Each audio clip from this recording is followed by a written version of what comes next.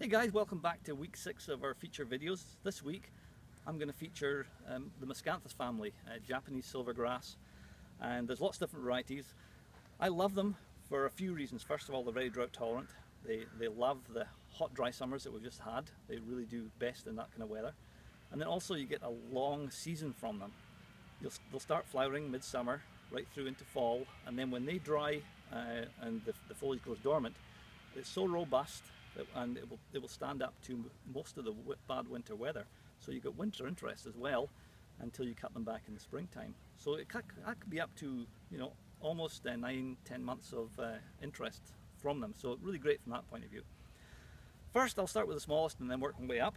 The one I'm got a passionate for is Miscanthus Little Kitten. I've got this in my garden. It's about 3 feet tall, so it goes well on a smaller border, and it's got these nice creamy silver plumes sitting on top of the foliage, and looks fantastic right now. Then another couple of shorter ones. Miscanthus Adagio was one of the shortest ones up until Little Kitten came along.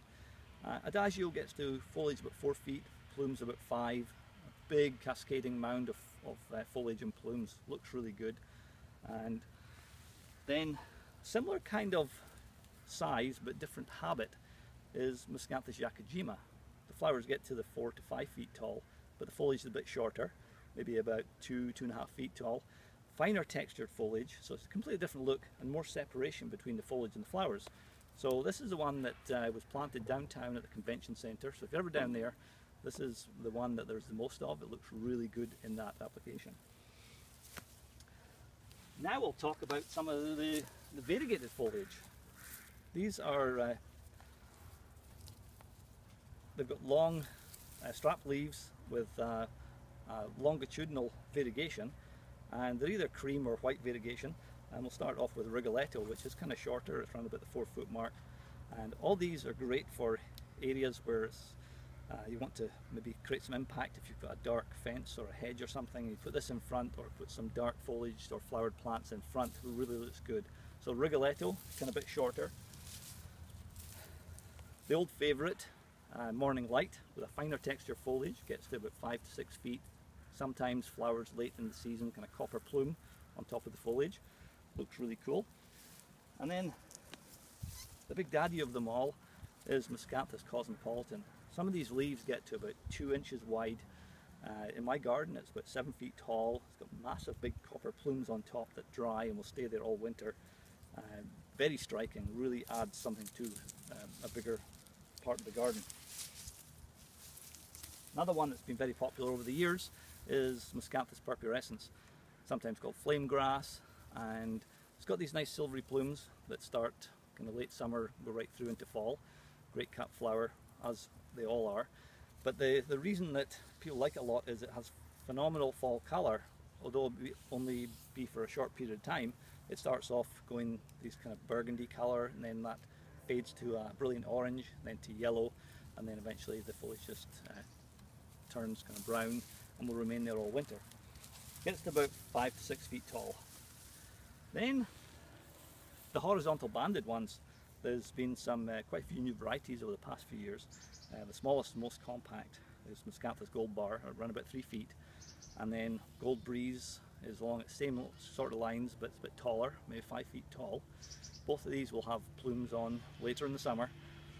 The key thing with this is the banding is very, very tight, and it really creates a real big impact. So it's great in front of a border, in a container. Really gives a wow factor. Before we had those ones, then it was more like Miscanthus strictus or zebrinus, and commonly named porcupine grass or zebra grass. They were taller plants. They get to like 6 to 8 feet tall, broader spaces between the banding, so not quite as dramatic, but certainly a bigger plant. Then more recently we've had actually Miscanthus lotum, which is actually a member of the Miscanthus giganteus family, which is the tallest one we grow. But this gets to about 8 feet tall and has these broad horizontal bands on it, and also late in the summer, if it's a really long summer like this year, it should have this copper plume, maybe in October time. So then the more commonly kind of known, or most of the Miscanthus Japanese silvergrass tend to be around about the 5 to 7 feet mark. And one that's been growing a lot over the past few years is the rot silver, which is characterized by its 5-foot foliage, and then these nice silvery burgundy plumes sit right on top of the foliage at about the 6 feet mark. Really awesome, beautiful cut flower. One of the most popular over the years has been Miscanthus gracilis, and it's been growing, though it doesn't reliably flower here, mostly for its fine textured foliage and also its habit. It's very vase-shaped in habit, and a lot of people like that in the garden. It gives a different texture in amongst their more leafy plants. Summer like this, I predict this will flower in October, and it'll have nice copper plumes right on top of the foliage, but rarely flowers in the Lower Mainland. More recently,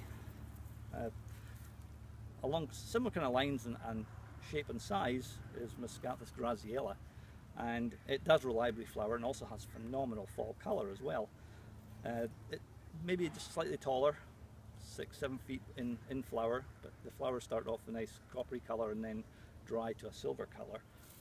Now, just over this year, we actually had a new introduction, which is Oktoberfest, which is supposed to be very closely related to graziella, but even better fall colour. So I'm really excited about that. I can't wait to see it. If it's better than graziella, then it's going to be phenomenal. And same sort of shape, size. It appears to me the leaves, the foliage is just a wee bit broader, but I'm excited to see what that turns out to be like. Here I can show you is Miscanthus purpurescens, or flame grass. You can see how this older plant is really getting some nice fall colour on it already. And behind me I've got some 2-gallon versions of some of these. The biggest Miscanthus is Miscanthus giganteus. In the garden this is going to get up to 10 to 12 feet tall. Flowers late in the season, October. Last year we had a long hot dry summer and we had phenomenal flowers. I've never seen such great flowering off it. This year I predict it's probably going to be the same or even better. But if you've got something you want to create a bit of a seasonal hedge or make a big statement, then Miscanthus giganteus is the one to go for. I mentioned earlier on that some of these are great for cut flower, and all the Miscanthus plumes can be cut off. And what I do with them is you can cut these plumes at this kind of stage before they're fully opened, put them in a vase of water for a couple of weeks, drain the water off, and then as they dry up they get all puffed up like this, and they will last for years in a dry flower arrangement. What I did last winter was I took the plumes off this Miscanthus giganteus and then just made this kind of Christmas wreath, which is was quite striking. So for this week our feature plants are going to be Miscanthus Little Kitten and Miscanthus Yakujima that we're putting on for 30% off. Thanks again for listening. Thanks from myself and all the staff at Exemplar. Have a great week. Thank you.